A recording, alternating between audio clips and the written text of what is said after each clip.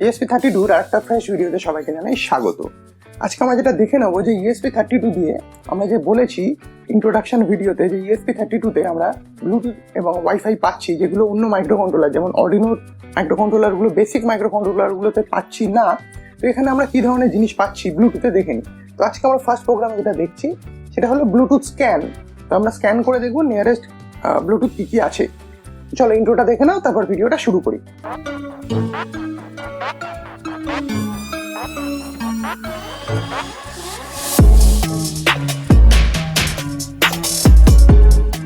Bluetooth স্ক্যানের যে প্রোগ্রামটা আজকে আমরা দেখবো সেটার জন্য আমাদের লেগে যাচ্ছে একটা ESP32 একটা কেবিল, বাকি কোনো হার্ডওয়্যার কিন্তু লাগছে না। কোডটা তোমরা ডেসক্রিপশনে পেয়ে যাবে।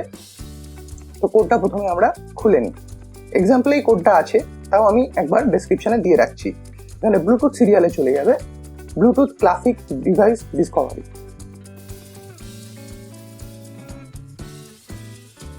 কোডটা আমাদের খুলে গেছে। তো কোডটা খুলে যাওয়ার পরে প্রথমে যেটা আমরা করবো, ফার্স্টে আপলোড করবো যেমনটা আমরা প্রত্যেকবার করি, তারপর চলে যাবো এক্সপ্লেনেশনে।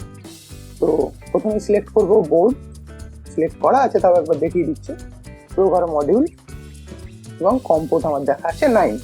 তো সিম্পলি এটাকে আপলোড করব, আর প্রত্যেকবারের মতো এবারও আপলোড করার সময় যখন কানেক্টিং হবে তখন IO0 বা বুট বাটনটাকে প্রেস করে দেবো যাতে ফ্ল্যাশ বুট এনেবল হয়। চলো কম্পাইল হয়ে গেছে, তো আপলোড হবে কানেক্টিং। অ্যাজ ইউজুয়াল আমি IO আর বুট বাটনটাকে প্রেস করে থাকলাম।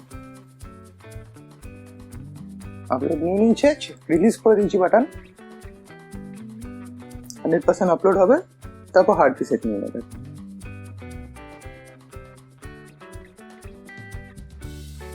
দেখো প্রোগ্রাম আপলোড হয়ে গেছে, হার্ড রিসেটিং হয়ে গেছে। এবার যেটা আমাদের করতে হবে, সিরিয়াল মনিটর খুলে নিতে হবে। এইখানেই সিরিয়াল মনিটরের অ্যাপ্লিকেশন। দেখো এইখানে বড রেটটা কিন্তু ইনিশিয়ালি 9600 এই বড রেটটা থাকে। তো এখানে আমাদের চুজ করে নিতে হবে 115200। আমার বাই ডিফল্ট এটা চুজ করা ছিল। এবার দেখাচ্ছে starting Discovery Dam scan result 0, মানে একটা ব্লুটুথ অন নেই। এবার আমি আমার ফোনের ব্লুটুথটা অন করব, করে একবার বোর্ডটাকে রিসেট করে দেখবো যে আমি ব্লুটুথ পাচ্ছি কিনা। ওকে, হার্ড রিসেটের পরে আমরা একটা ব্লুটুথ ডিভাইস পেয়ে গেছি অ্যাভেলেবেল। স্ক্যান করে পেয়েছি পোকো M2 রিলোডেড, যেটা আমার মোবাইলের ব্লুটুথ অ্যাড্রেস। এটা হলো ব্লুটুথের ম্যাক অ্যাড্রেস। এখানে একটা জিনিস আছে, সেটা হচ্ছে RSSI -54। RSSI কি জিনিস? RSSI হলো রিসিভড সিগন্যাল স্ট্রেংথ ইন্ডিকেটর, মানে একটা ট্রান্সমিটার থেকে যে পরিমাণ সিগন্যাল এলো রিসিভারে তো সেটা রিসিভ হবে, তো কতটা ডিস্টেন্সে আছে সেটা RSSI ভ্যালু থেকে দেখা যায়। এবার প্রশ্ন হচ্ছে এটা মাইনাস দিয়ে ডিনোট করা কেন? মাইনাস দিয়ে ডিনোট করা মানে হচ্ছে ডিস্টেন্সটা কতটা দূরে আছে। যত কাছাকাছি হবে এটা মাইনাসের ভ্যালুটা কমতে থাকবে। এটা তোমরা যখন এক্সপেরিমেন্ট করবে ডিভাইসটাকে কাছে আনার চেষ্টা করে দেখবে কমছে, আর যত দূরে যাবে তত দূরে যাচ্ছে। মাইনাস মানে যেহেতু ডিস্টেন্স হচ্ছে, ফ্রিকোয়েন্সির মধ্যে লসেস আসছে, সেই জন্য মাইনাস ভ্যালু।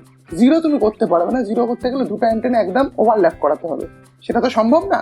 তো যতটা দূরে যাবে মাইনাসে ভ্যালু যাবে, আর মাইনাস ভ্যালু যত বাড়তে থাকবে সিগন্যাল স্ট্রেংথ তত কমতে থাকবে। যেরকম আমরা ওয়াইফাই কানেক্ট করলে সিগন্যাল স্ট্রেংথ দেখায়, তো মাইনাস ভ্যালু যত কম হবে তুমি দেখবে সবগুলো ফুল হবে, যত বেশি হবে তত কম হবে। এবার চলো আমরা দেখে নিই করে এক্সপ্লেনেশনটা কি আছে। এখানে একটা লাইব্রেরিকে ইনক্লুড করা হয়েছে, সেটা হলো ব্লুটুথ সিরিয়াল.h। কারণ আমরা ব্লুটুথ সিরিয়ালের কিছু ফাংশন কল করব, যদি এটা ইনক্লুড না করতাম তাহলে ব্লুটুথ সিরিয়াল কম্পাইলেশনের সময় প্রবলেম আসতো। ওকে, এখানে ব্লুটুথের এনেবল করার একটা জায়গা লেখা আছে। যদি এনেবল হয় কি হবে, যদি না হয় কি হবে। এখানে ডিসকভারি টাইম কতক্ষণ ধরে ডিসকভারি হবে সেটা বলা আছে। এখানে ব্লুটুথ স্ক্যান অ্যাসিনক্রোনাসের বুলিয়ান এক্সপ্রেশন দেওয়া আছে। বুলিয়ান এক্সপ্রেশন বলতে বুলিয়ানের দুটো ভ্যালু হবে, একটা ট্রু আর একটা ফলস। সেই ডিটি স্ক্যানটাকে আমি ট্রু রাখবো না ফলস রাখবো সেটা এখানে বলা হয়েছে। এবার আমরা ডাইরেক্ট চলে যাবো সেটআপে। সেটআপে দেখো 115200 সিরিয়াল বিগিন বলে দেওয়া আছে, যেটা অর্থাৎ বড রেটটা সেট করা হয়েছে, যেটা আমি আউটপুট ডিসপ্লেতে সেট করেছিলাম। এটা তো সিম্পল সিরিয়াল BT.begin, এটা প্রিন্ট হবে স্ক্রিনে ব্লুটুথের টেস্টের জন্য শুরুতেই। এবার এটাও সেই প্রিন্ট হবে যে স্ক্যান স্টার্ট হয়ে গেছে। তারপর বিটি স্ক্যানের প্রোগ্রামটা এখানে লেখা আছে, এখানে কিছু চেঞ্জ করার দরকার নেই। নিজের মতো করে প্রিন্টগুলোকে চেঞ্জ করতে পারো, বা ফাংশন চেঞ্জ করার কিন্তু কোনো দরকার নেই, কারণ এগুলো বেসিক ফাংশনালিটি। বেসিক ফাংশনালিটি যদি চেঞ্জ হয়ে যায় তাহলে স্ক্যানে কিন্তু প্রবলেম হবে। এবার এই স্ক্যানটা দেখে নিয়ে তোমরা চাইলে যদি ম্যাক্স কপি করতে চাও, আরএসআই ভ্যালু কপি করতে চাও, সেটা এই যে ভ্যালুগুলো আসবে সেখান থেকে তোমরা করে নিতে পারো। এটা একটা বেসিক প্রোগ্রাম ছিল, এই বেসিক প্রোগ্রামের অ্যাপ্লিকেশন পরে আমরা করব। আশা করছি ভিডিওটা ভালো লেগেছে। ESP32 তে দেখতে পেয়েছো যে ব্লুটুথ দিয়ে আমরা কি করে নিয়ারেস্ট ব্লুটুথ ডিভাইস সার্চ করি। এইভাবে নেক্সট ভিডিওতে আমি দেখাবো যে ওয়াইফাই নিয়ারেস্ট ওয়াইফাই কি করে আমরা স্ক্যান করি, এবং এগুলো বেসিক জায়গাতে আজকে শিখিয়ে রাখছি। পরবর্তী সময় এগুলোর বড় অ্যাপ্লিকেশন এবং প্র্যাকটিক্যাল অ্যাপ্লিকেশন দেখানো হবে। চলো আজকের মতো এইটুখানি। চ্যানেলটাকে সাবস্ক্রাইব করো, ভিডিওটা নিজেদের মধ্যে শেয়ার করো, আর প্লিজ ভিডিওটাকে লাইক করে কমেন্টে জানাও যে তোমাদের আর কি কি ধরনের ভিডিও লাগবে। চলো টাটা, ভালো থাকো, পড়াশোনা করো।